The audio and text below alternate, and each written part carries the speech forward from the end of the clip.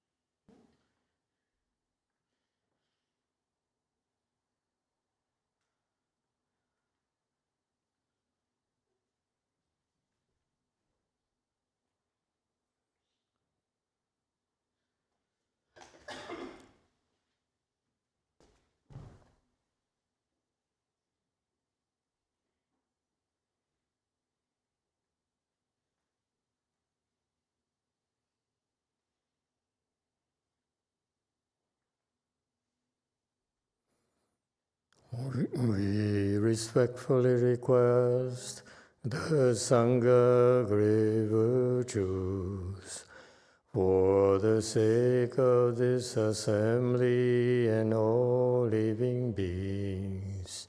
Please turn the wonderful Dharma wheel to teach and guide us how to end birth and death, leave suffering and attain bliss, and quickly realize non-birth.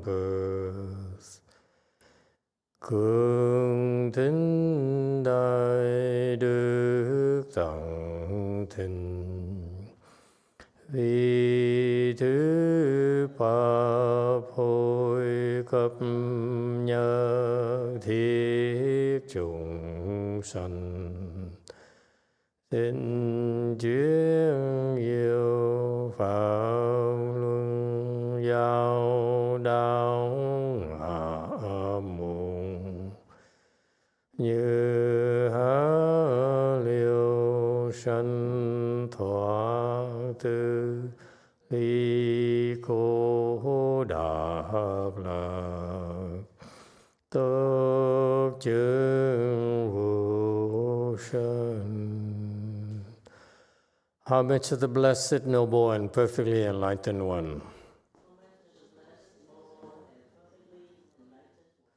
Nam mô Sananto Suchedoye Alahadi San Miao San Putosye.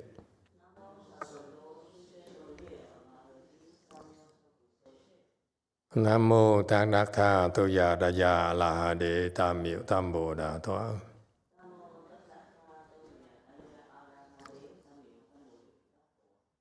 The unsurpassed, profound, subtle, and wonderful Dharma in 100,000 million aeons is difficult to encounter. Now that I'm able to see and hear, I will receive and maintain it. I vow to fathom the thus come one's true and actual principles. Wu shang sheng sheng wei miao fa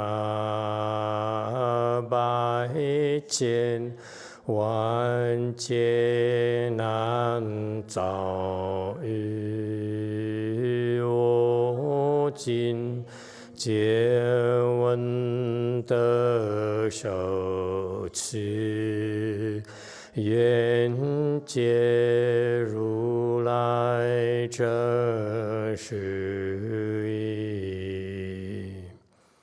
All Buddhas and Bodhisattvas, Great Masters, 6th Patriarch, Great Master YongHua, all good monks and nuns, and all good advisors, Emitofuo.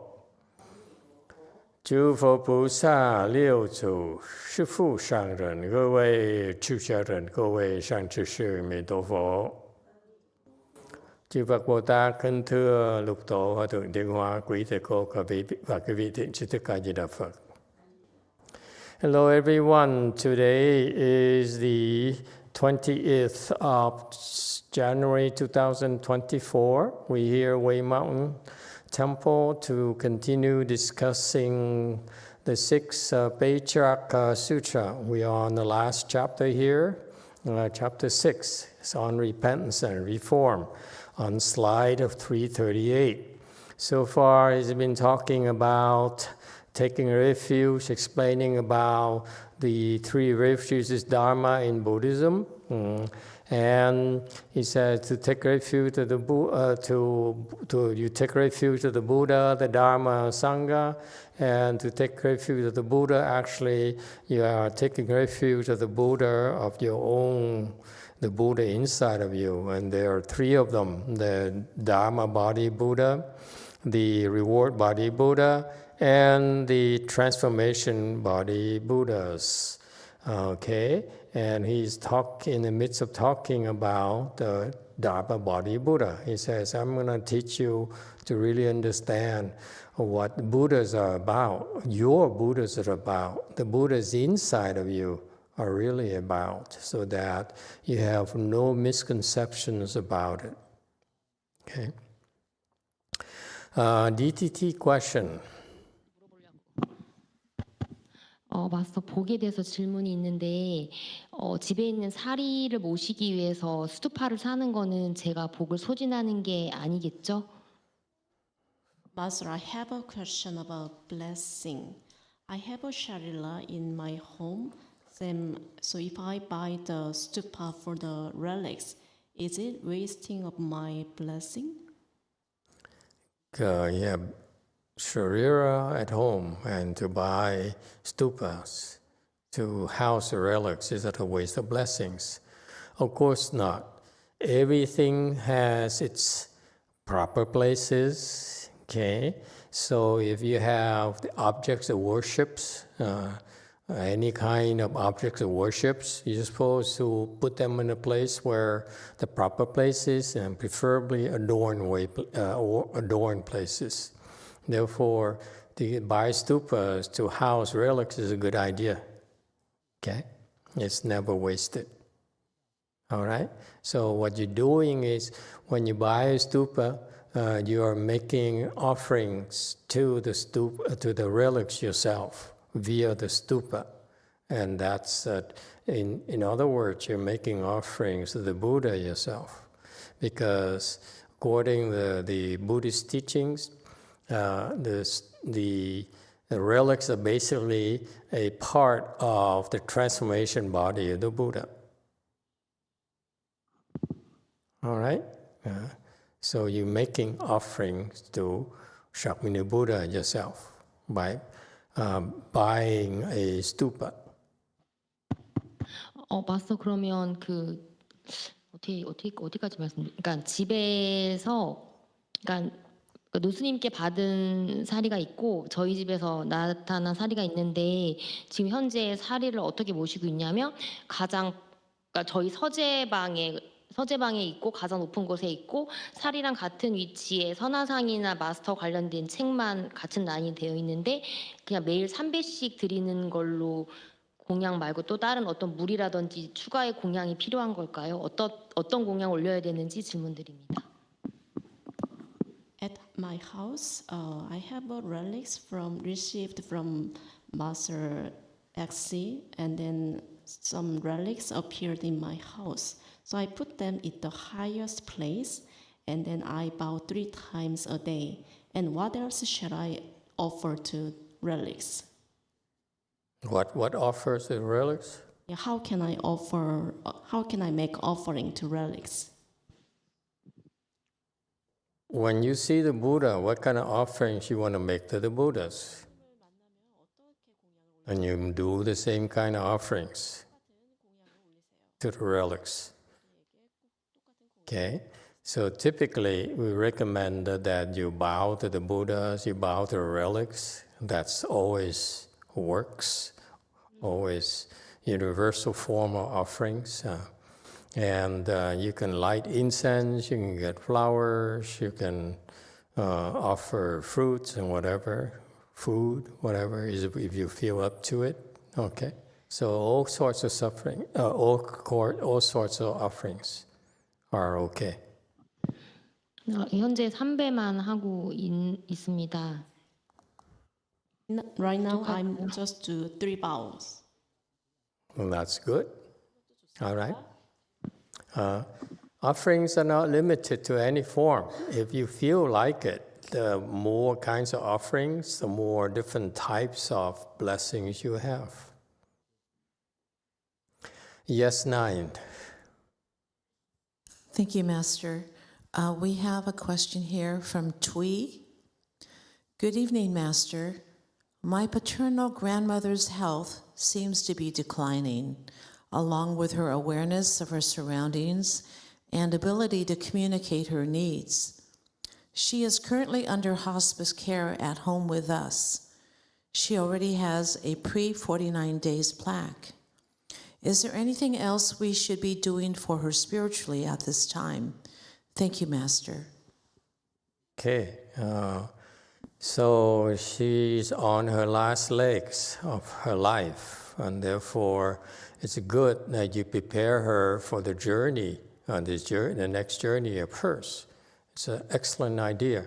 She's very blessed to have someone like you to help her out.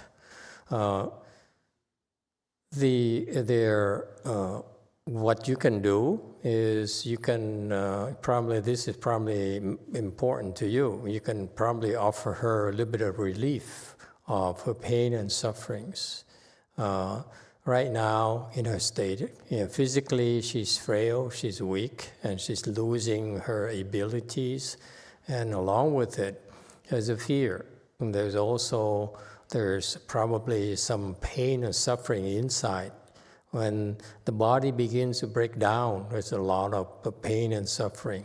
And therefore, what we recommend that you typically do is, if possible, get her some medicine Master Buddha blessings. Okay, I don't know. Depends on the current state of health.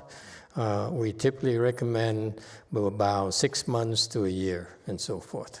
Okay, so that she gets some relief physically and mentally. All right, so that's what I would recommend. All right, anyone else? Oh, all right, so slide 138. Thinking of and evaluating all evil phenomena give rise to evil actions, and thinking of and evaluating all good phenomena give rise to good actions.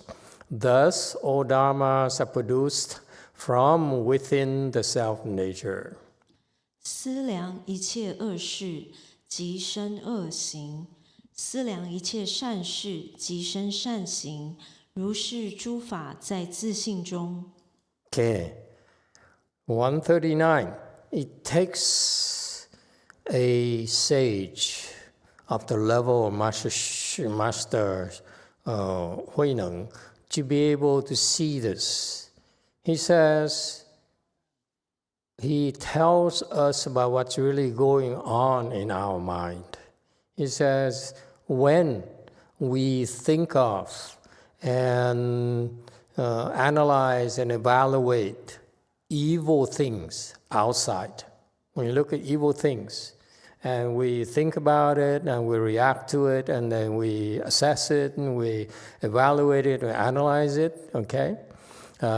Usually that gives rise to evil behaviors from our part. It's so fascinating that he sees it. I don't know that applies to you.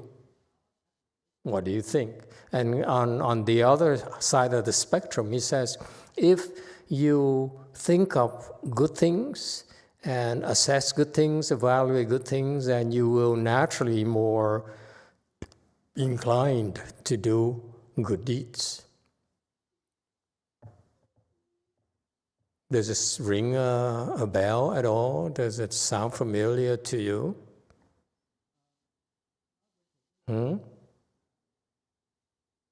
Yes, one.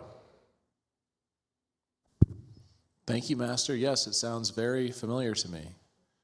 A recent experience I had was traveling back east to where I'm from. There's a Renaissance fair that happens every Saturday. And I'm accustomed to usually going to temple on Saturdays. But this time I went with a friend to the Renaissance fair, and it's just like drinking and singing and carrying on. I wouldn't say it's evil, but it was quite a difference of being in temple and cultivating compared to, just pure entertainment on a Saturday afternoon. So that's my familiarity with this, yes. Anyone else? Okay. Of course, evil here has different degrees of evil. You can have light evil or heavy evil and so forth. So we're talking about bad things. That's bad things that are happening in the world. And whether you believe it or not, why don't you consider this? It may not be visible to you, but if you believe this, it may affect how you raise your children, doesn't it? think about it. If you care, you should be more careful, then you should pay attention to what kinds of friends your children have. Because, it's so typical to me. I don't know about this, but I know that the good advice for parents is watch the kinds of friends that your children have. Because if they are bad ones, your children are not in good shape. To me, so this is that is an example of this particular teaching here. You agree or disagree? I found it so interesting when I heard a parent said, that I'm watching over my son's friends. I make sure they have good friends and dissuade my son from befriending bad boys and so forth. And that rings a bell to me a long time ago. When I heard that mother talk like that, I said, wow, how interesting. That makes so much sense. And that's a manifestation of this teaching. If that happens to your son, it happens to you too, because we are easily influenced. If we spend a lot of time near evil, doing evil things, and being near, befriending people who are no good, okay, then our mind is predisposed to do bad stuff already. Isn't that right? So this is not psychology, but this is common sense. This is what really goes on in our minds. And you ignore this at your own risk and perils. I watch my friends, I watch people that I hang out with. That is so important. Okay, so I'm very proud to see that when people bring their children to the temple, maybe they're bored, maybe whatever, but they're being exposed to kindness, to compassion, to hopefully good thinking people, good people. We're trying to be good. And that is so helpful. It creates a lasting impression of what they're supposed to be when they grow up, Yes, Nine, did you want to say something? Thank you, Master. I just was thinking about it as you were talking. Sometimes when we meet with friends, we go out to dinner, sometimes they talk about movies that they've seen or something on television or something on cable or whatever. And it seems to me when I hear them talking about it and they're talking about some kind of deviant storyline that they find fascinating, I find that I just kind of watch them. Why, I don't know. I'm not really participating because I haven't watched that movie or watched that show or something. But they kind of get into it, and it's almost like they accept the behavior as normal. Yeah. When it's really deviant. Yeah. And they know it's deviant, but they're kind of fascinated by it. Yeah. Oh yeah, well this person, but they're really some strange person, but they're really, it's just like total deviant behavior. And after a while, I just got to change the subject because I don't want to talk about it, And you sort of lose interest in spending time with such people. I was working out there in the world, and I was working for these very rich and powerful people. And when you get closer to them, when you see how they look at us, look at the employees, you realize it's like a master and slave kind of relationship. It's disgusting that they look at you as something that they use to be used and discarded. It is, to me, was such a revelation. I said, this is what I'm going to be when I get up there. And I said, my God, I'm not sure I can like myself. Or my wife, my future wife would like me this way. You know, it's so interesting to me. Yes, 9.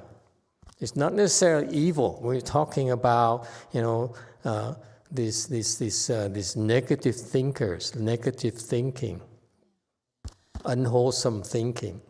Yeah, I remember that my daughter's work experience, they hired her and they lied from the beginning, and she didn't know because it was her first job.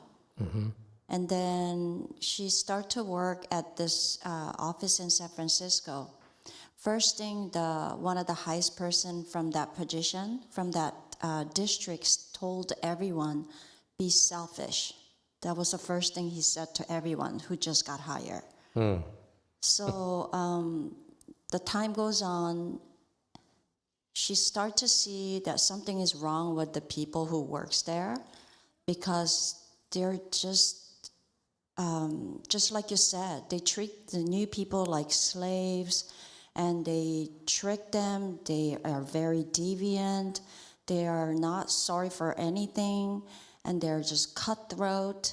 And a lot of people start to do drugs, and then that become norm in that department. And then whoever they got fired and rehire, same kind of people get hired, same type of people. And someone who was really nice from the beginning, but then he started to change his behavior and becoming very strange at the end. That's what she observed. Mm-hmm. And the work environment was very toxic, mm-hmm. and that really affected everyone who works there. Mm-hmm. And I don't think everyone was like bad from the beginning. It's just the environment. Everybody was really starting to get really bad and evil. Yeah. And just they couldn't stop it. So you see, thank you for sharing that experience. You know, this is so important. You go to work, and the work culture is so important. If someone tells you that it's okay to be selfish as long as you meet the quotas and so forth, oh my God, that's a terrible way to make a living. You know, the better things, you will not like yourself, okay? And you're going to bring it home to your family. It's a terrible, terrible thing to sell yourself to that, okay? And so I heard so many stories like that, and I myself went through similar experiences. And this brings to this is the rationale behind it, if you will. The wisdom is incredible. Okay, there's so many ways to express it. You near red, you become red. Okay, near black, you become black, and so forth. That's what this is about. Okay, be very careful about what others around you are thinking. Huh? Interesting. Yes, JC. 예, 어미타불 마스터 최근에 유튜브나 뭐 넷플릭스 같은 그 매체들을 통해서 어떤 드라마나 어떤 걸 시리즈물 등에 저희들이 이제 손쉽게 노출될 수가 있습니다. 네, 여기까지 부탁드리겠습니다. Recently, there are lots of YouTube and Netflix series, and then we got exposed very easily.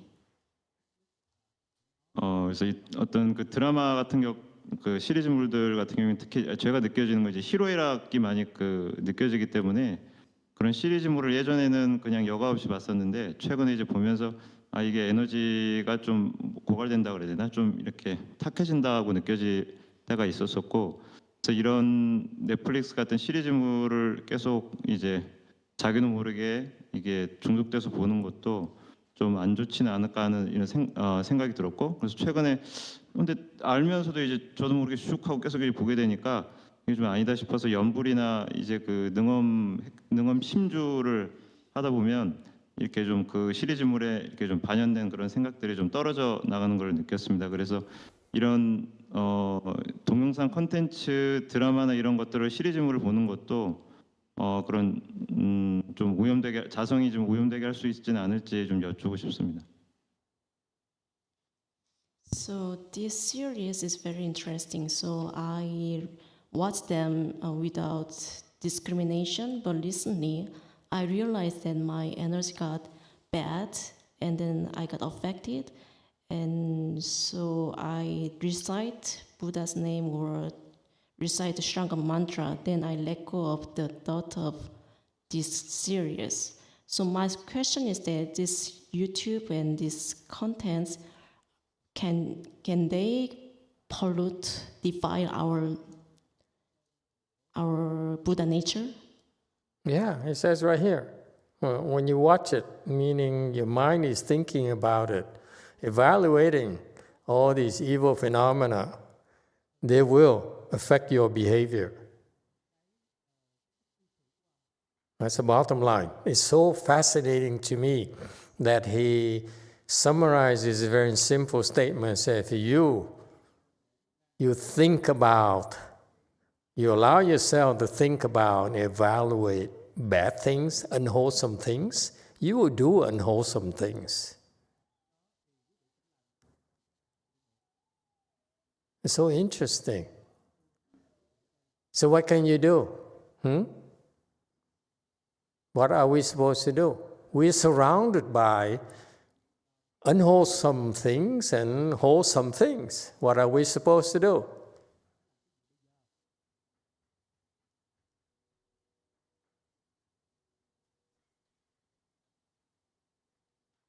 If you want to help your children, you better know how to deal with it first yourself.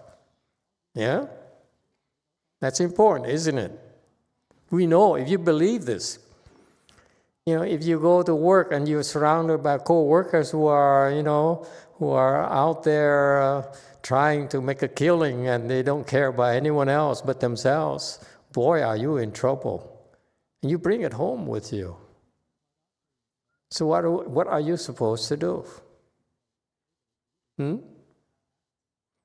You go to hospitals. It's funny, but many doctors, because of who they are, not just doctors, whether it's Western doctors, Eastern medicine doctors, herbal doctors, once they become successful, they have this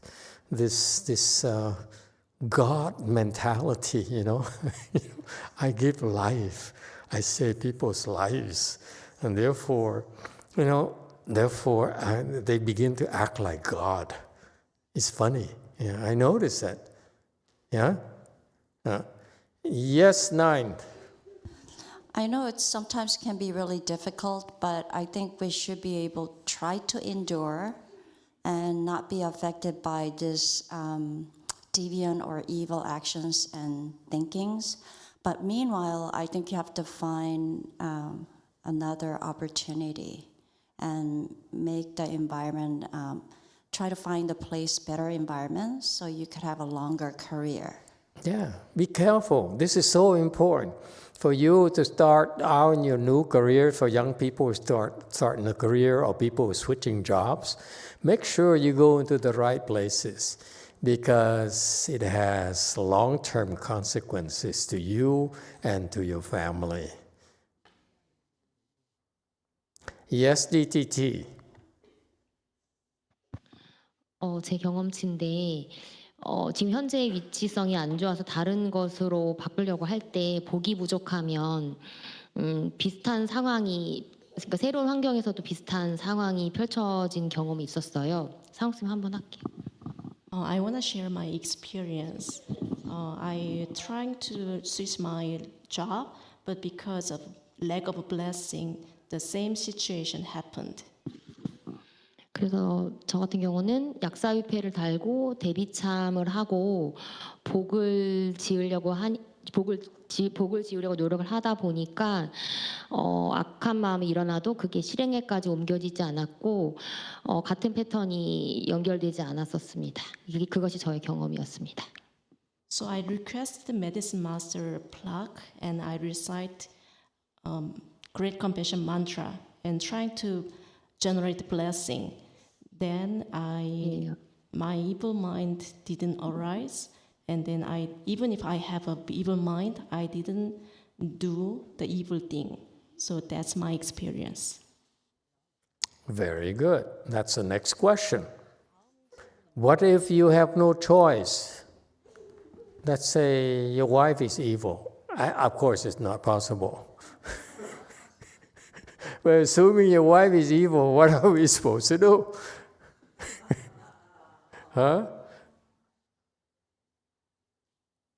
Daniel,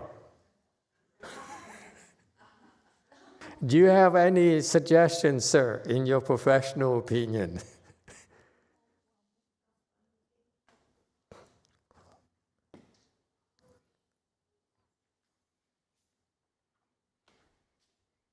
Poor guy, just want to sit in the corner, relax a little, and get pulled into this evil and good thing.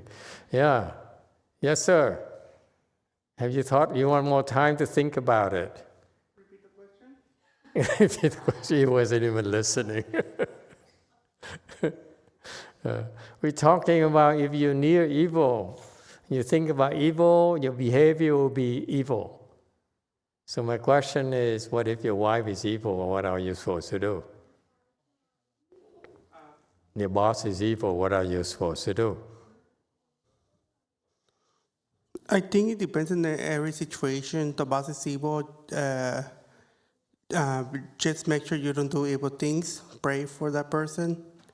If it's your wife is evil, then you also have to pray for that person, but you don't have to really be involved in that. Well, she's your wife. What are we supposed to do? Tolerate it.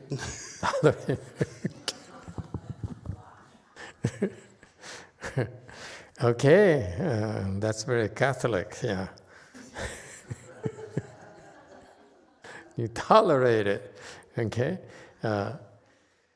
It's a tough one because you have to be aware of the limits, your limitations. Okay, we practice chant because part of the chant practice is to not act upon our impulses. Yeah? You sit there and you say, oh, it hurt too much, let's move. That's unbuckle. And you taught and you train to not unbuckle as long as you can. Okay? And so part of the chant training is for you learning not to act upon your impulses, whether it's evil or even good. Okay? And so this is your first line of defense. You cannot control who's evil, or the nice person could have an evil stretch, and they go crazy. Okay, and you have to deal with it. Yeah, and so that's why you have to learn not to act upon your impulses, not think about things. Okay? Because what Chan teaches you is that when something happens, you don't let it stick. They throw this like the pasta al dente. They throw pasta at you and they just fall off. That's Chan. Does it make sense to you? Okay? You have to learn. This is your best self-defense. They throw things at you and it falls off. Don't blame them for being evil. Don't blame them for your afflictions. You have to endure it, okay? And not act upon your afflictions. That's Chan. All right? And this assumes that you recognize evil and good very clearly. It is so clear that, for example, when, like Sarah's example of the boss coming and say, can be an SOB, and this is how you fit in here. You can be totally selfish.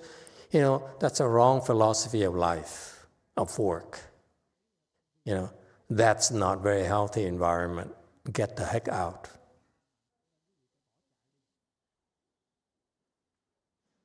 Okay, if your boss is like that, boy, are you in trouble. If a wife like that,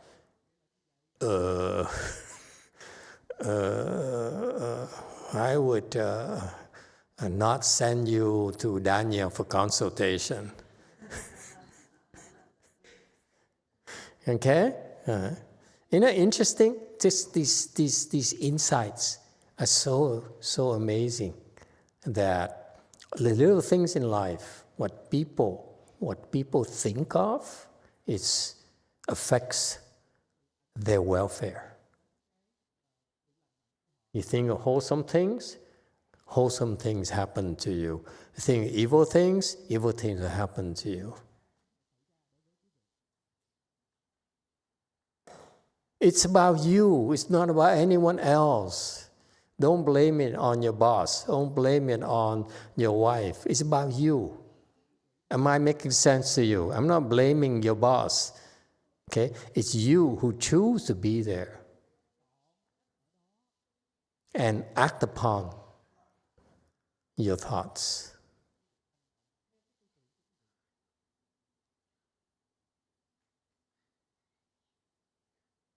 All right? That's a life of misery, let me tell you. If that's how you choose to live your life. To me, it's not worth it. Okay, it's easy for me to say it because I'm out of the system, but it's, I really appreciate the insight here from the 6th Patriarch. Okay? You can't compromise because what you're thinking, you have to pay attention to whether your thinking is wholesome or unwholesome. It's so important. That applies to you, that applies to your children. Okay? And all Dharma is produced within a self-nature. So because of this, okay, this is part of the Dharma body Buddha, and therefore it has both good and bad, okay? In this universe. You can never say that I only want wholesome things. There's always the unwholesome things in this world. Choose carefully. Yeah? 140. This is like the sky, which is always clear, and the sun and the moon, which are always bright, so that if they're obscured by floating clouds, it is bright above the clouds and dark below them. 如天常清，日月常明，为浮云盖覆，上明下暗。 Okay, 141 commentary slide. Okay, it's like the sky, which is always clear, and the sun and moon, which are always bright. Okay, so now he uses an analogy to give you an idea of what's really happening in our lives, in the world, in the universe. Okay, I just think about it. How many people, how many teachers, professors you've been to, and they talk about the universe and see where we fit in, how what we do is connected to the rest of the universe? Only in Buddhism, only in Avatamsaka Sutra, and only in Chan you see these kind of teachings. Isn't it interesting? The scope of the vision of things they talk about is humongous. Only people who have no wisdom will want you to only know this small thing about you and your life and your small petty gains. That's all you're encouraged to think about. And it's okay to cheat. It's okay to be selfish. It's okay to steal. Because if you get away with it, why not? Because if you don't, someone else would. Okay? It's nonsense. And so he's giving the analogy of the sun and the moon, and so lives are these floating clouds that will come and go. Yeah, all right, and it will be clearer here. 142. If the wind suddenly blows and scatters the clouds, there is brightness above and below. and the myriad forms appear. The worldly person nature constantly drifts like those clouds in the sky. 呼吁风吹云散，上下俱鸣，万象皆现。世人性常浮游，如比天云。 Okay, so he says that the nature of our life is like transient, like these floating clouds. Okay, and sometimes it's cloudy and you can't see anything, sometimes dark and sometimes bright and so forth. And therefore that's the nature of our lives. Okay? 144, good knowing advisors, knowledge is like the sun and wisdom is like the moon. Knowledge and wisdom are constantly bright, but if you are attached to external states, the floating clouds of false thought cover the self-nature so that it cannot shine. 善知识，智如日，慧如月，智慧长明，于外着境，被妄念浮云，盖覆自性，不得明朗。 Okay, and so he said, you see, so this is very, very much like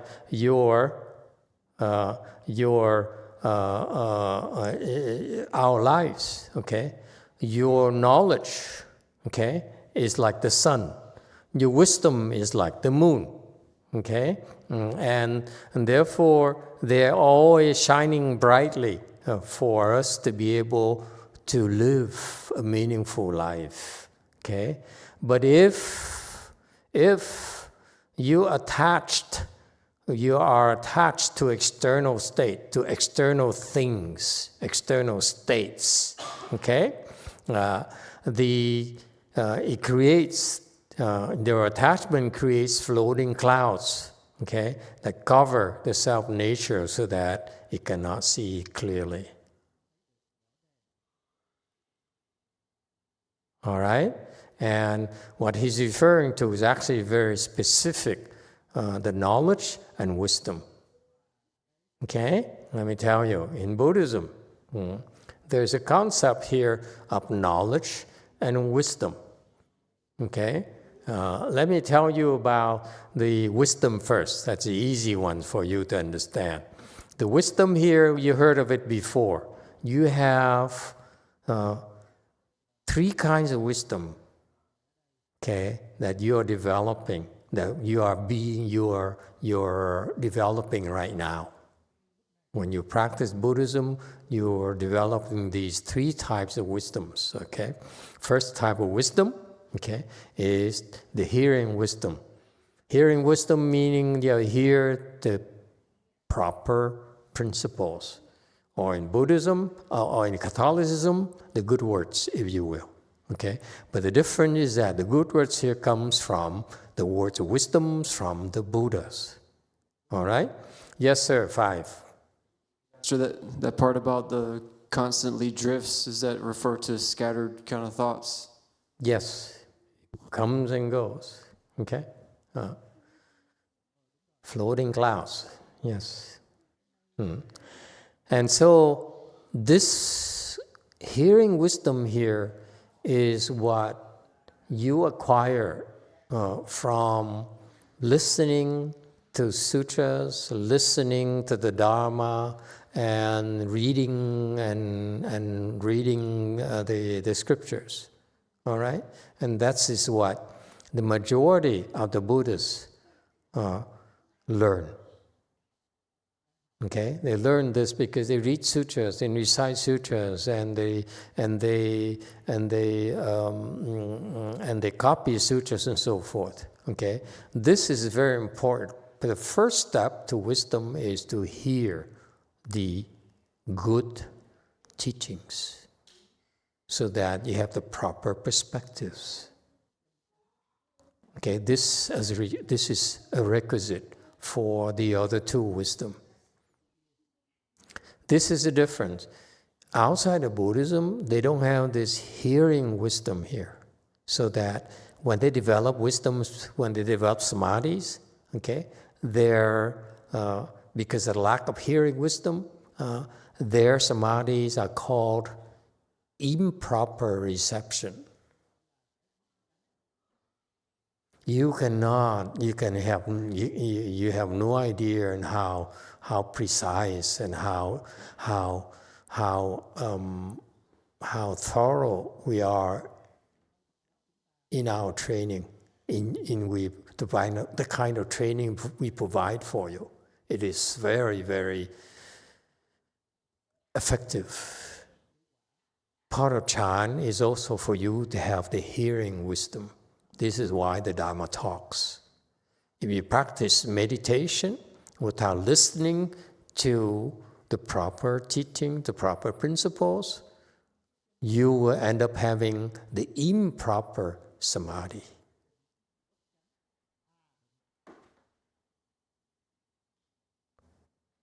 I can't stress this enough. This is why in Chan, we always do give you Dharma talks and give you a chance to ask and question us and have your doubts resolved. You don't have to believe it, but the fact you're hearing it, okay, is extremely helpful to you. It plants Vajra seeds in your Buddha nature, which will sprout in the future. That applies to the children who listen to it, that they get the same benefits as we do. By the way, your cats, same thing. Okay? So this is why the Dharma talks, the Dharma lectures, Sutra lectures are incredibly important.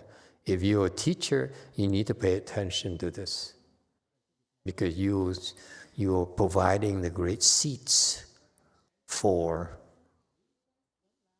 the people.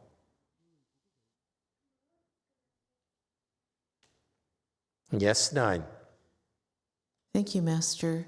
We have a question and we have some comments. The question is from Alta D. Master, what about the idea of looking at your own faults? Maybe that they would be unwholesome thoughts? Isn't that important to see our Ikya? Emitofuo. We'll come to that a little bit later in the subsequent slides. Okay? Hold that thought. Next. The next is a comment from Chris. I believe that if you hold precepts, continue your spiritual practices, and have faith in Buddha and Bodhisattvas, they will look out for you. I have worked at companies with evil bosses who fudged data, and I'd end up getting fired or forced to resign, even though I didn't do anything wrong, only to see that these companies failed to succeed or went belly up, or the CEO was put in prison. Yeah. Mm-hmm. Absolutely. It will catch up with you, or your unwholesome deeds. All right? Okay, so this hearing wisdom is very, very important. Okay, so not just only from our perspectives as Sanghas, but also from your perspective. Make sure you get the proper hearing wisdom, meaning hear the words or teachings from sages. Do not believe people who have no wisdom. Because if you give you unwholesome beliefs, you're going to be in trouble. I give you examples of Georgetown. People follow whatever his name, and they went to they moved to South America, and they ended up killing themselves or something. Georgetown, Jonestown. Thank you, James Jones. Thank you. Okay, so you see, there's plenty of stories like that, because your teachers are unwholesome and they keep on bombarding you with this nonsense, Maharashi, whatever, okay? Those are the people, they're unwholesome teachers, and you keep on hearing them day after day after day after day, and you will create an unwholesome karmas yourself, and you get in trouble. Okay, so be careful. Okay, I'm very selective. I will listen to only sages. I don't care if they're popular. Okay, a lot of people really adore them and so forth. Stick to the patriarchs in Buddhism. You want to hearing wisdom. Okay, you want hearing wisdom, stick to patriarchs. You can't go wrong. Any patriarch, at least those who are willing to teach. Okay? And because they have to announce themselves as patriarchs, so that in Mahayana, that's where we all know that we can go and learn and acquire hearing wisdom. Okay? This is available only in Mahayana. That's so interesting about it. And only the Chinese will have this patriarch system. Okay? And that's been moved to the US now. So we have a Chinese patriarch and a second patriarch, which, God knows, Lord knows what he's doing. But the point here is that we have one great patriarch, Master YongHua. Okay? I would listen to him in the absence of anyone else. Is it clear? This hearing wisdom here is very, very important. Okay, that's a starting point. Okay? And then you have a Su Hui, or the contemplation wisdom. This comes from your samadhi. When you enter samadhi, okay, these seeds here from your hearing, all of a sudden matured. And you have this understanding. Okay? Okay? And so this contemplation wisdom here requires you to do some form of meditation. That's why Chan plays a central role in the training of our people, bar none. All the patriarchs in Buddhism are good or excel in Chan.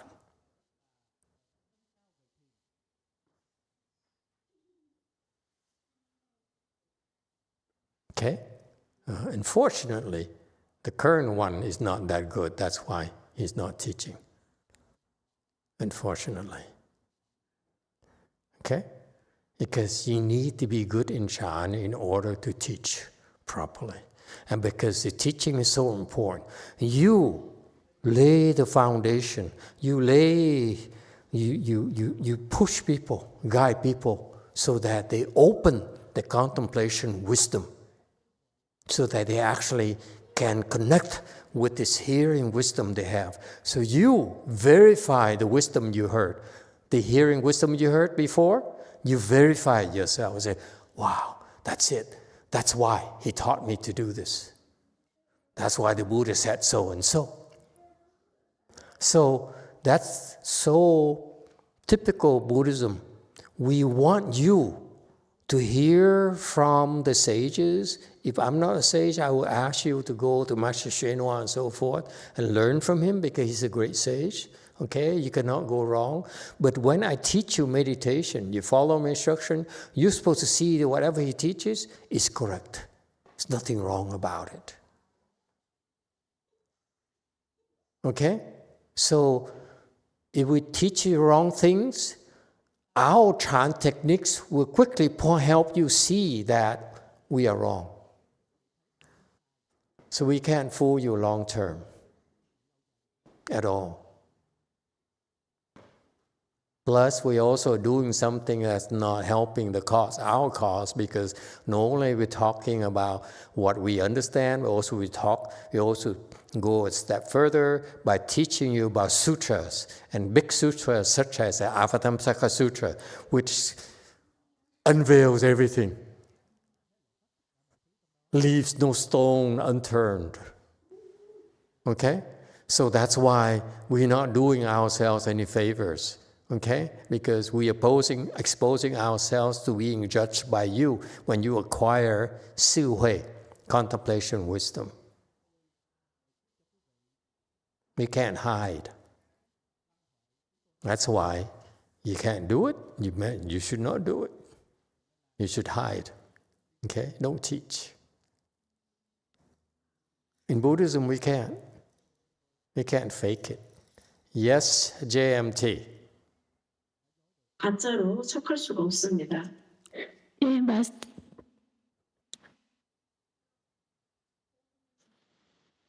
네, 마스터 말씀하신 선이 무엇인지 말씀해 주실 수 있나요? 저한테는 선이 너무 포괄적으로 느껴져서 선에 대해서 선이 무엇인지 한 번 더 알려주시면 감사하겠습니다.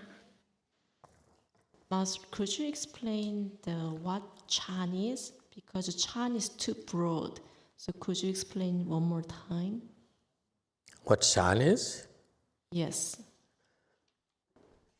Everything you do at the temple is Chan. Everything. That's how wide our Chan is. That's why you're confused. For some people, it's easier for example, in your country, in Korea, in K-land, to say Chan is Hua-to. But Hua-to is only a tiny fraction of Chan in terms of techniques, how to practice Chan. Our Chan is wide open because we understand the principles of Chan and how to train Chan, and we have a track record of using all sorts of things to help you acquire hearing wisdom, contemplation wisdom, and cultivation wisdom. So what you're doing is Chan. All of it, 100%. Nothing is not Chan at our temple. That's how wide ourselves is. For example, to be specific, I go to Korea and do a Wan Yin Chi, it's also Chan. All right? When we go and teach you ceremonies and you circumambulate at the end of the evening ceremony to recite Namo Emitofuo, okay? It's also Chan. That's the nature of our Chan training. All right? Go first.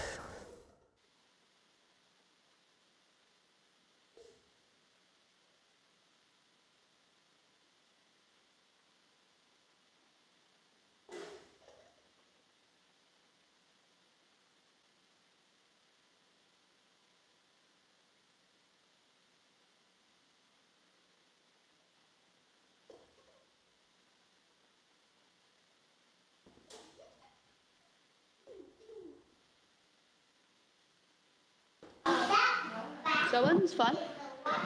Hello, Master. Oh, yeah. Sorry. Master, I'm wondering the Si here, Si Hui, is that the same as contemplation, like Guan? Yeah, contemplation. Si is basically Guan. I know that some school of Buddhism, they insist that they interpret the Si as thinking and analyzing, and they are very focused on doing that, just for your reference. So I'm a little bit curious here why Si is Guan, because the Chinese is slightly different.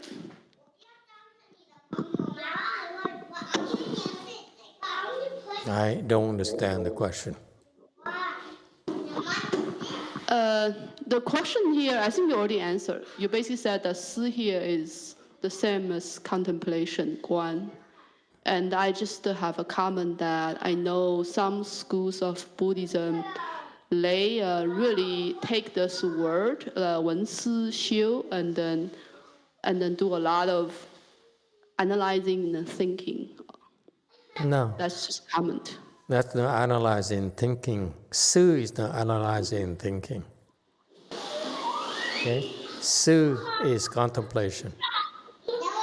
contemplative wisdom, the wisdom that arises through your contemplation. So that's the first kind of wisdom you acquire through our Chan training. Never mind about the others. I don't care what the others do.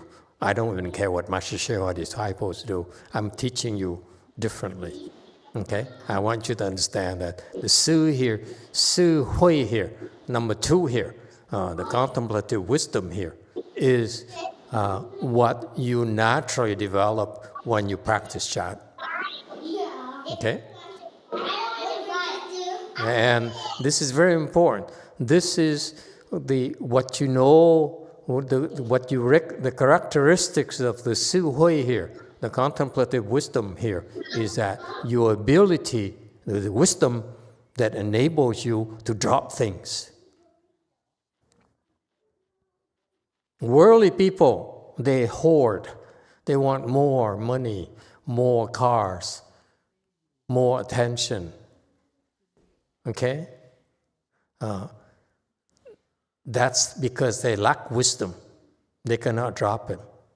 Whereas in Buddhism, one indicator of wisdom is that you're able to drop.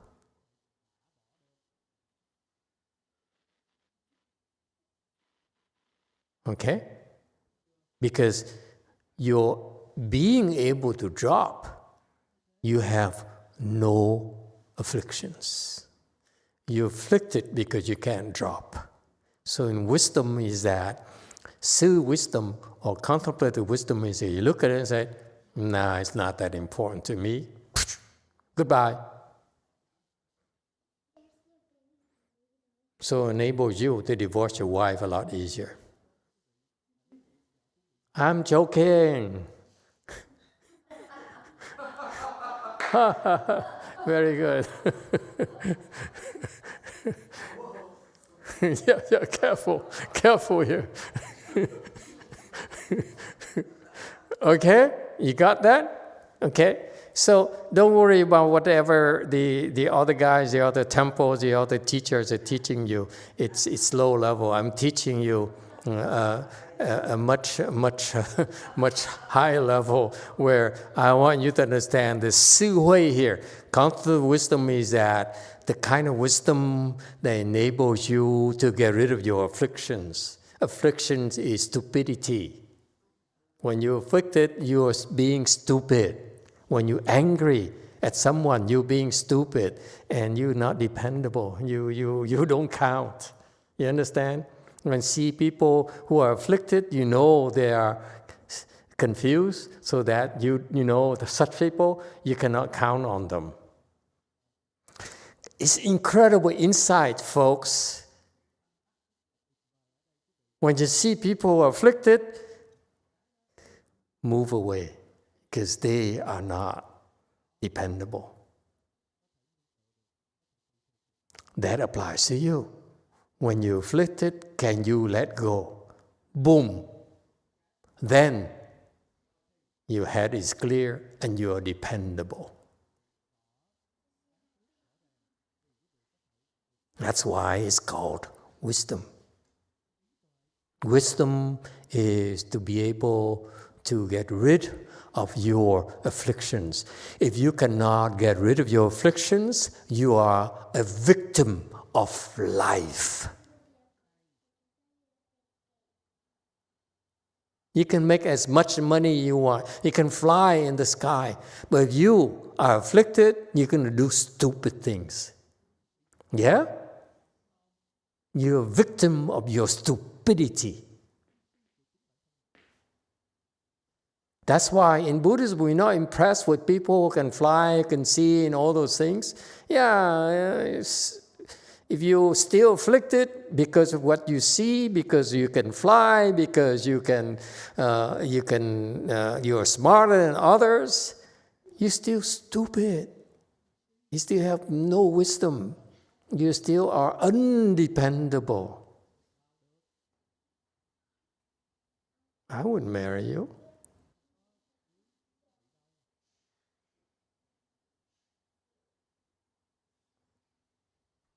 Is that clear? It's just like you accept it. You say, okay, so that's how it is. Everyone is like that. I'm like that. In Buddhism, we say, no, you don't have to be a victim. You can be better. I can be better. You can be better. It's just that you don't know. You thought that it's just, you're supposed to be like that. That's why you have no wisdom. Just the fact you have hearing wisdom, okay, literature wisdom, okay, is only the first step. You have potential. But unless you have contemplative wisdom, which you're able to let go, because these principles enable you to let go, explain to you why it's okay to let go, okay? It makes sense to let go. Then you have no real wisdom yet. You only talk here at literary wisdom. You only talk. Yeah, I know I'm supposed to have no ego, but I still want to drink when I'm stressed out. Who wants a drink? My ego wants a drink. Yeah?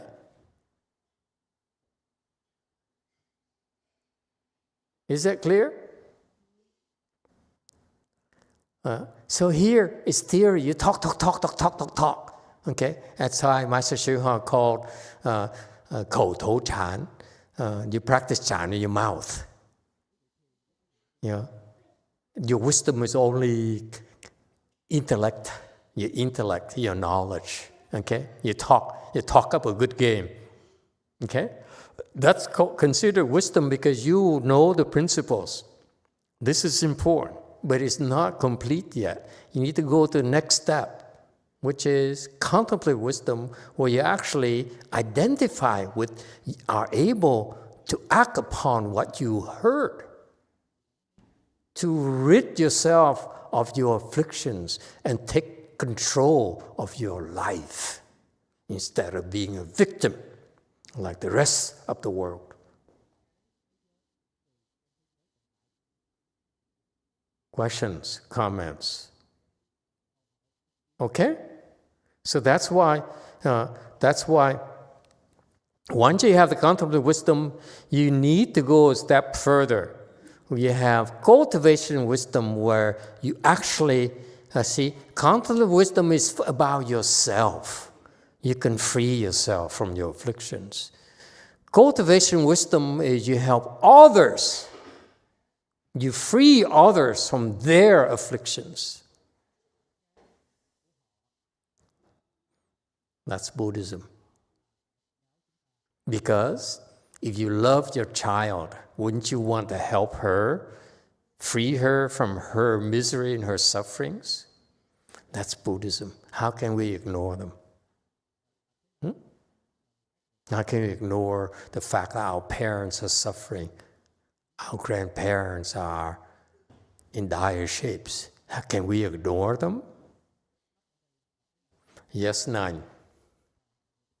Thank you, Master. Brady has a comment that he's making. He says in regards to what you're just now talking about, eventually letting go becomes easier. Absolutely. Okay? That's how your contemplative wisdom grows bigger and bigger and bigger. It's a work in progress. You don't ever stop. Okay? You get better and better. Okay? That's the process.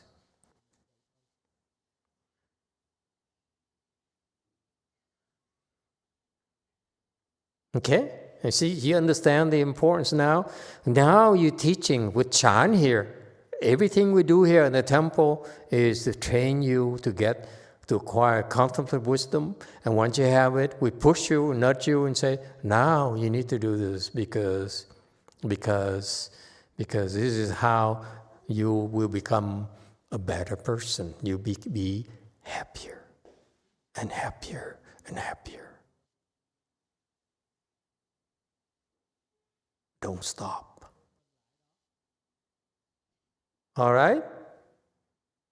Yes, in the back.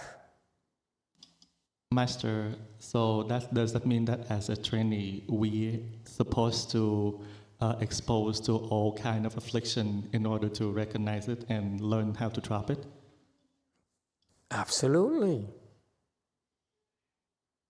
That's why it's called the Great Assembly Dharma. We get together with other people so that they afflict us to death. And we don't have to marry them. You only have to bear with them for an hour or two on the weekends and just go back to our own lives. Oh, that's too much. You see, you guys have it easy. Our people, it's 24 hours. It's 24/7 for them. There's no break for them at all. Okay? Shintung will be very difficult to live with, and you have to deal with it. You all get better because of it.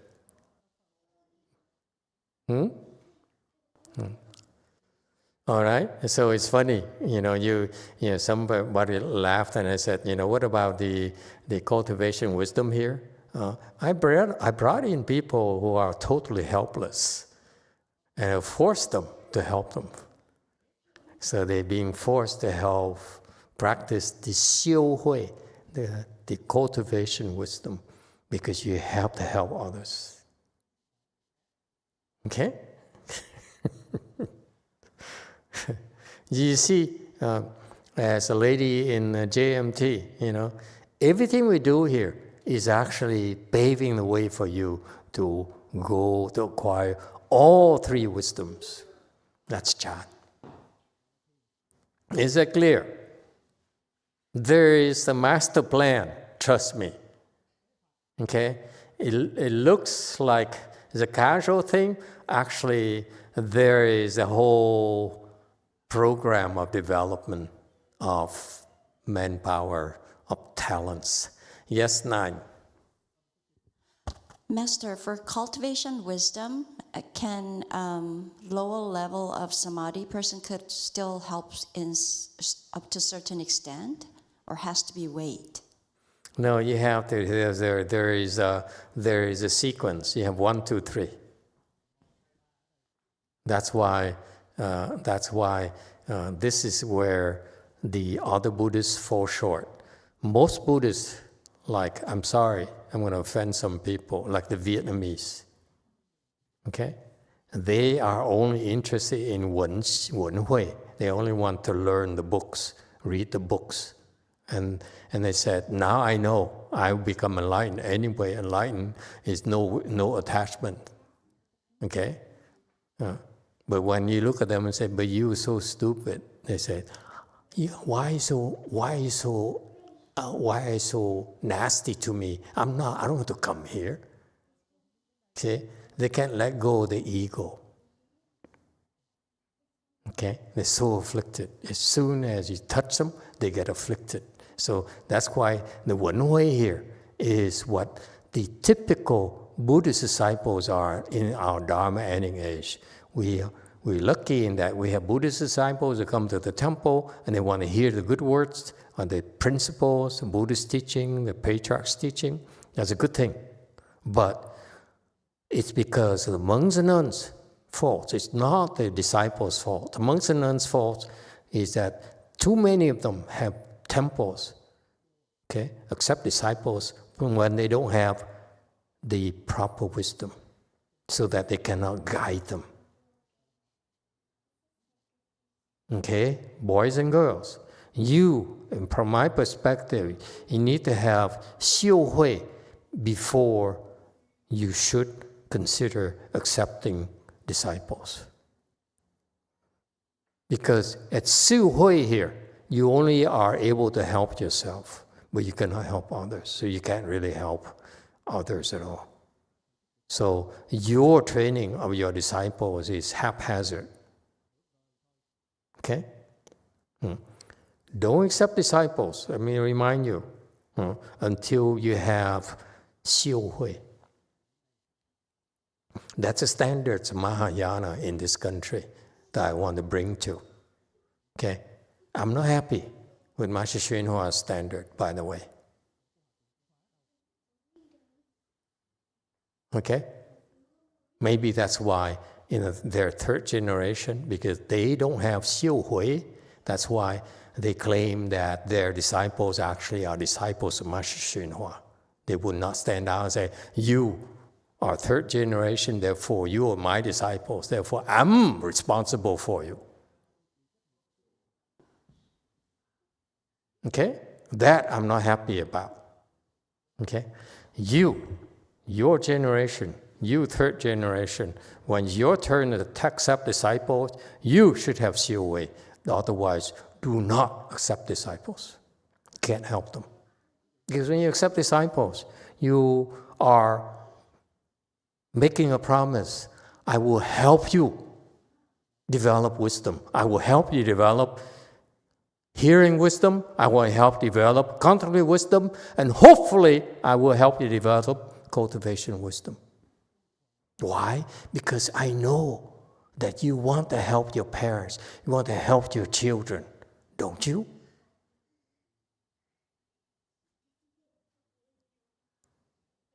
All right? Our standards are different from Master YongHua's standards. I'm not happy about that, by the way. I'm totally unimpressed. I don't care. Okay? Whatever they do, I can't care less. But we can be different. Our standards are much higher. Okay? Now you understand the three wisdom that depend on who you are. Okay? If you're a lay person, I would go for number 2. Don't stop at number 1. Go for number 2. And if you have ambition, you want to be much better, you want to be a much better person, much more important person in life, in society, vote number 3. All right? Each level, you're happier and happier and happier. That's why it matters to you. Yes, go for us.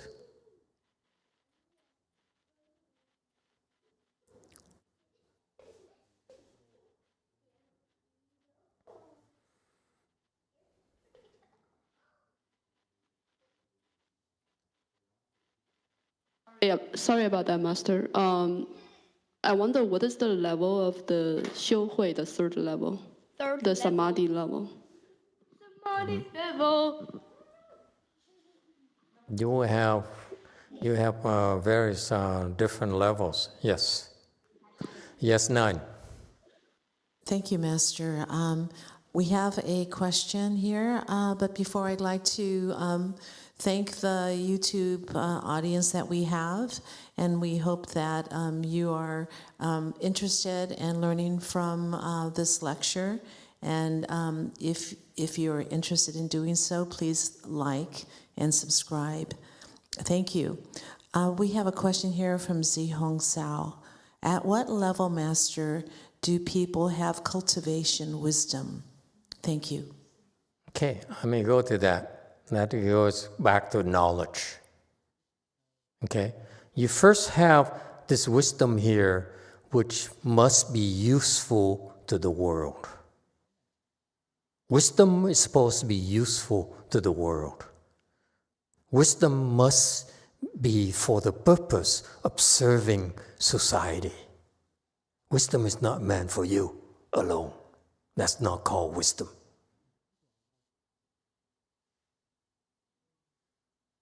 Because if you acquire wisdom and then you stay in your corner and you die, okay, you basically are a non-entity. You're useless. Okay? So, first of all, this YongHua here basically is intellectual knowledge. Okay? And but it's still called wisdom because this knowledge here is a specialized knowledge from the Buddha, from the sages, as opposed to knowledge from confused people. Okay? So that's why it's still called wisdom. Is it clear? And when you practice Chan, yes, DTT. 마스터께서 예전에 아라함부터 다른 사람을 가르치기 시작해야 된다라고 말씀하셨던 법문이 있는데 이게 춘의 질문과 관련이 있는지 모르겠는데 수해를 닦는 단계가 아라한이 아닌가를 질문드립니다. Before Master said that from the Arahat we can help people. So I guess the level of the cultivation wisdom is Arahat. My targets change constantly. When you get better, I raise the target a little bit more, depending who you are. Okay? So I lie, in other words. Okay? Does it help? There's no other way to describe it. I lied to you. I changed my mind. How's that? Okay? You better than that. You cannot be happy with that. Okay? So remember, the YongHua here is very important. You need to listen to the sages, the Buddhas and the sages. There's no substitute for it. Okay? That's why Master YongHua, the Patriarch's teachings, should be part of your acquisition of the hearing wisdom, literature wisdom. Sutras, not just sutras, but the sutras will have a proper translator. It's wrong to read sutras that has a poor translation. Okay? So that's why Master YongHua set a standard. It says, for you to translate from Chinese to English, I will certify it. So that's why you know the English part, the English translation is proper. Literature wisdom. Okay? But if you have a translation from a guy who has a PhD from a certain university, dump it. Don't waste your time, folks. Your life is too short to be wasting your time. Okay? Stop messing with your life. Okay? When you have this hearing wisdom, after you acquire proper wisdom, okay, which is part of our Chan indoctrination for you. Okay? We teach you how to cross your legs, how to recite the Buddha's name, how to recite mantras. All those are part of our Chan training so that you acquire the knowledge of 一切智. Okay? I don't know what the English translation here is. It doesn't matter. Okay? It doesn't matter. I want you to understand the concepts. Okay? Names will come later. Okay? All knowledge, if you will. 一切 is all. This is knowledge. All knowledge. Okay? And that, okay, by definition, is that you're able to recognize the marks. All the marks. Which means that you're able to see that you experience something called emptiness. Everything is empty. That's wisdom. That's what enables you to drop. Money is empty. As a proof, who has a $100 bill? I do? That doesn't belong to me.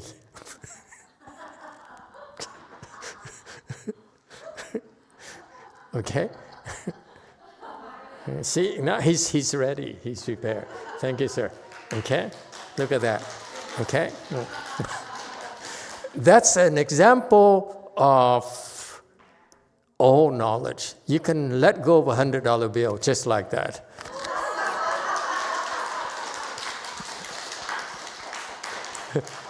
Okay? All wisdom refers you to drop everything. Can you drop everything? If you can drop everything, that's a proof that you have all wisdom. Anyone else would like to try?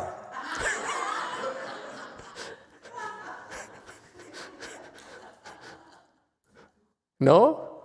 No takers? Korea, I do take Zelle and PayPal.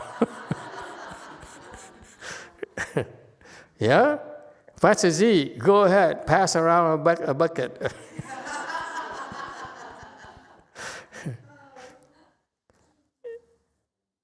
Yeah? That's the bottom line. The wisdom is you recognize the emptiness of everything. Okay? And that is the wisdom that you acquire from, the knowledge you acquire from 智慧, contemplative wisdom. This is what it means. You're afflicted. Someone insults you and say, "You are so ugly." And of course, you were offended, right? You recognize your affliction. You recognize your affliction comes from being insulted. Yeah? And instead of reacting to it, you enter this, you wield this wisdom called contemplative wisdom, meaning that you cross your legs or you enter this contemplative state or samadhi. And because we enter this, you're able to have this all knowledge. Then you recognize the words, the insulting words are empty. Therefore, poof, you drop them. That's the process. Am I making sense to you? It's a skill, folks. 9. Just to clarify, Master, so sometimes when I'm attached to certain thought and I was able to drop it, so right before dropping, I was using that contemplation wisdom to drop it. Yes. Without knowing it. Without knowing it. So you don't necessarily, for your personally, you don't necessarily have to cross your legs because you've been there. You even have this contemplative wisdom already. That's why now you can wield it when you're walking while you're talking. And if it's still... Okay? So contemplative wisdom could be happen, you train to do that with your legs crossed, but eventually you don't have to cross your legs. You still wield that's the same wisdom. All right? That's real. To be able to drop things is 一切智, the knowledge that everything is empty. All right? That's a connection between 智慧 and 一切智, between contemplative wisdom and all knowledge, that everything is empty.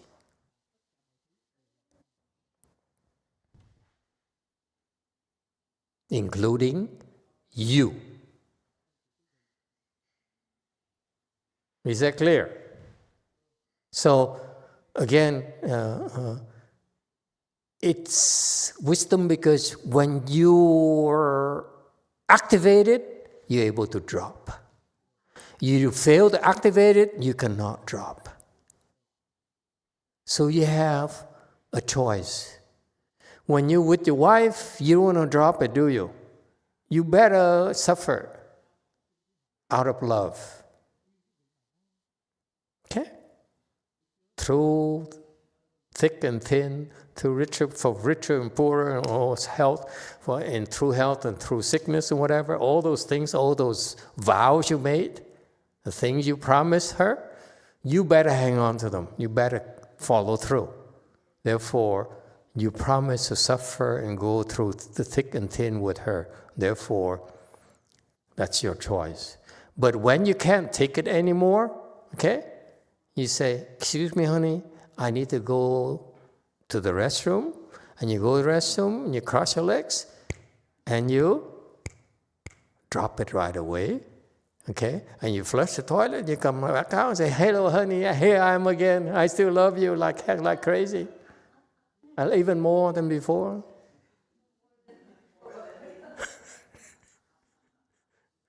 Isn't that cool? That's Buddhism for you. Buddhism is not for you to run away and hide in a corner. That's useless Buddhism. This Buddhism here is living Buddhism. Real Buddhism, real life Buddhism. That's why I have people here at the temple who would butt heads with you until it hurts, and hurts like hell because it's stronger than you. So that you have a chance to practice contemplative wisdom. If they butt heads with you, guarantee it's going to hurt. Guaranteed. Okay? That's why what do? If you run away,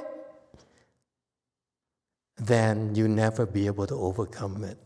You keep on coming, eventually you develop contemplative wisdom faster, and you're able to rise above it.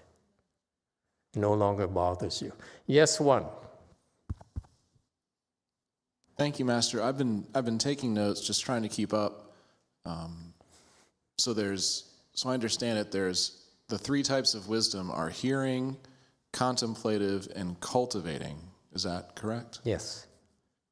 And apologies if you've said this already, but I'm not clear. What's the difference between contemplative wisdom and cultivating wisdom? It's the next level up.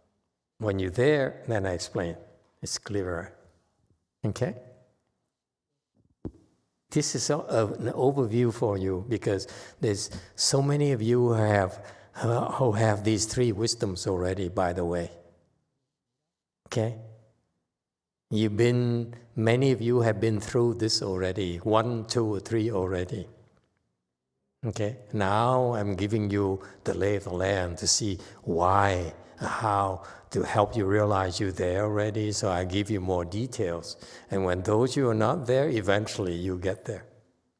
Okay, it gives you comfort to know that people have been there.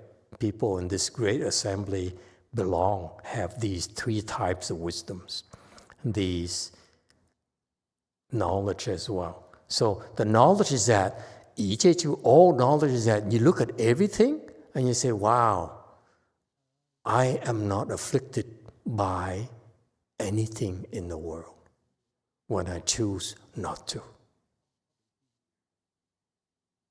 It's my choice. I can choose to be afflicted for the sake of my friends, my father, okay? And when I can't take it anymore, I will free myself from it. So my life is fuller instead of my life as being a victim of the circumstances. Is that clear? Extremely useful skill. Okay? That's why you have this all knowledge. You see everything, you say, okay, money, car, houses, all the things, it's all empty anyway. I will play with you, but when I feel like it, I don't feel like it, I withdraw, okay? I re-engage again. It's my choice. Whereas you don't have the choices. You're a victim of your own afflictions.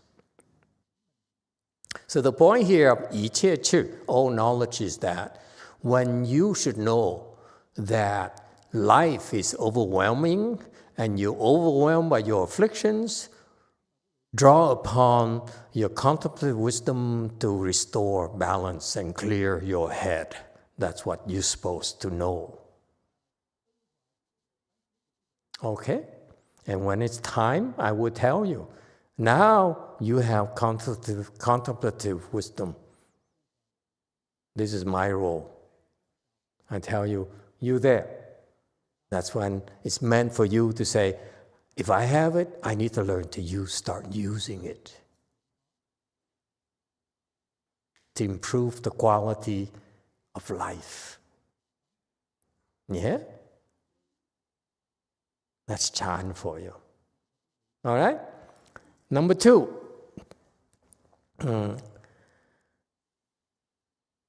All sorts of knowledge of the way. Okay? Forgive my explanation. I'm sure eventually you find better names for this.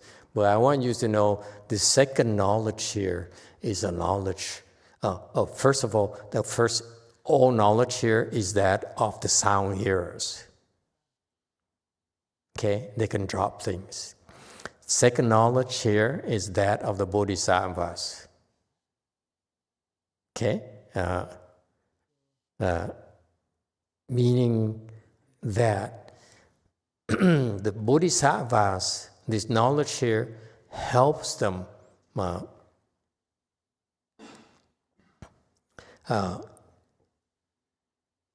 differentiate. So the wisdom is much more advanced. Their knowledge is much more advanced than the other one, as the first one. So the bodhisattvas are taught because of their training to acquire the cultivation wisdom. They will acquire this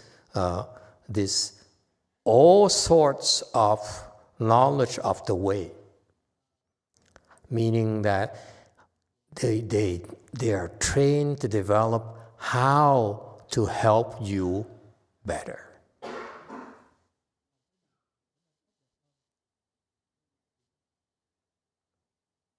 That's our ideals, folks. Those are our standards. We train you so that eventually you have enough wisdom to help others. And so this knowledge of all sorts of the way is how to help better.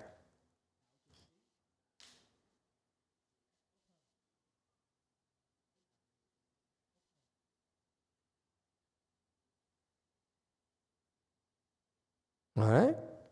This is what my master failed to develop in his disciples.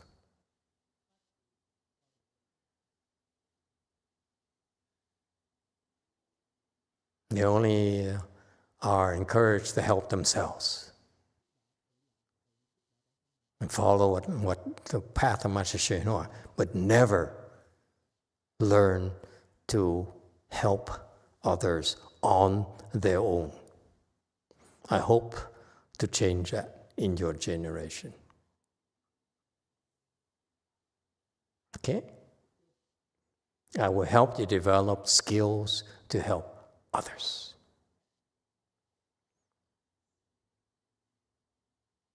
The knowledge on how to help others.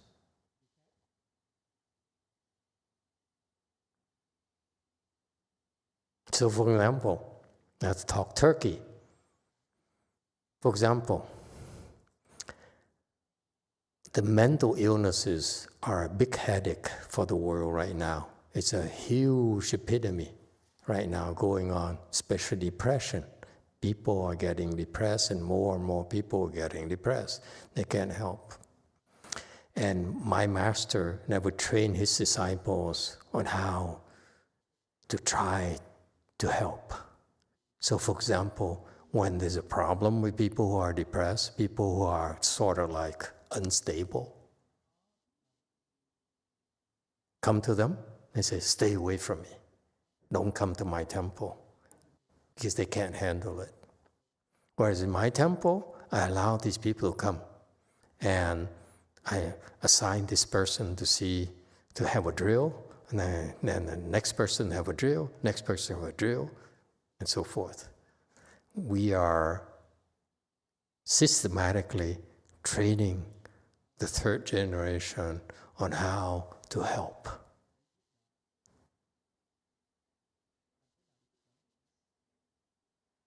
Okay? And that shows we're not afraid of anything. Whereas when our losers come over there and bring the problems, they say, get away from here. Okay? We don't want you here. Because my master never trained them how to help.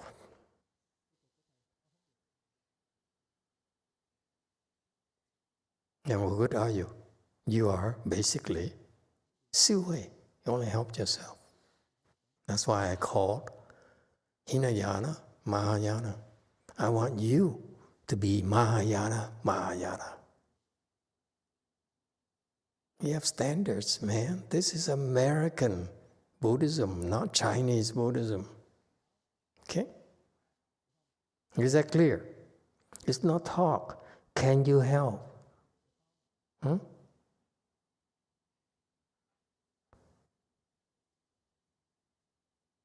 How can we hear that young people are killing themselves? Our children, 3rd generation, 4th generation, 20 years old killing themselves, teenagers killing themselves, and we do nothing? How could we? How can we?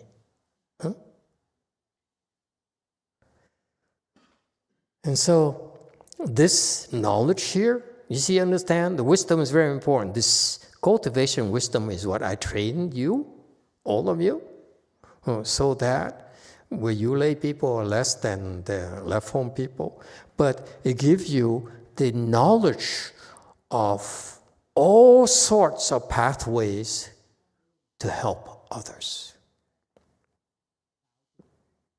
And when you do this, excel this in time, you have the 3rd knowledge, which is all sorts of knowledge, which is the Buddha's knowledge. It's nothing he cannot solve. There's no problem he cannot solve. See the thing? Number one, you have to let go to clear your head. Because until your head is clear, you cannot be taught. Is it clear? So that's why you have the all knowledge here. You're able to drop things. Okay? Again, second chance for you. Anyone has another $100 bill?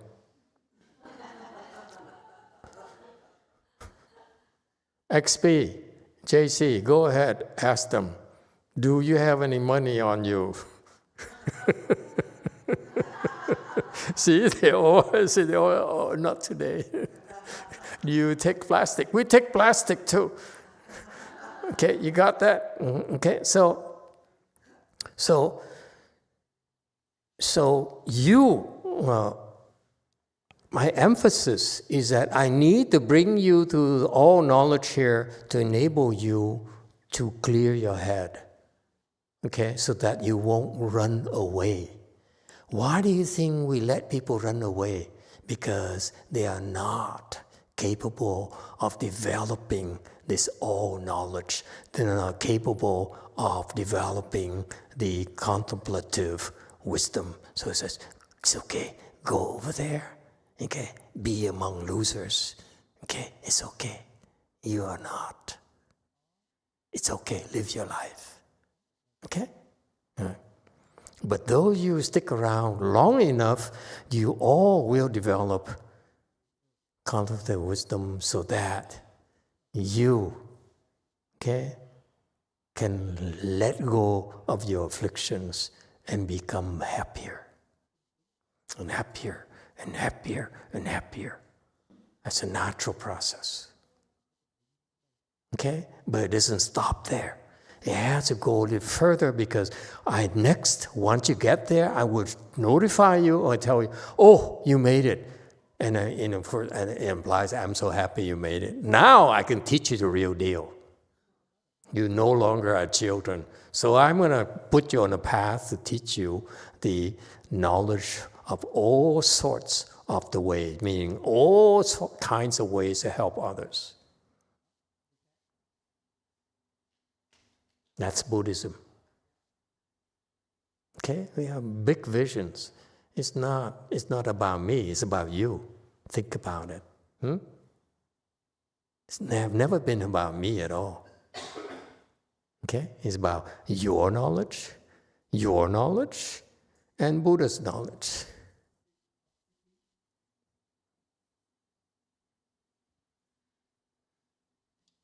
So there's a parallel between knowledge and wisdom. You see that? Because you have this wisdom here, you're able to develop this all knowledge. More, this all knowledge will grow as you first develop this contemplative wisdom. Then I tell you, then you develop this all knowledge more and more and more. Meanwhile, I push you along so that you continue.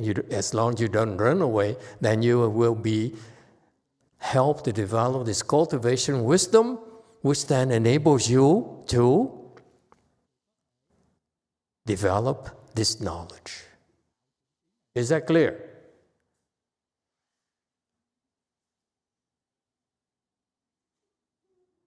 That's Mahayana. That's American Mahayana compared to, in contrast to Chinese Mahayana.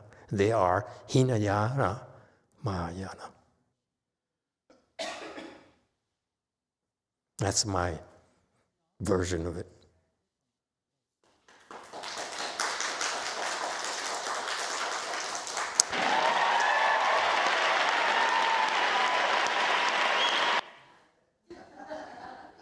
Yes, go first.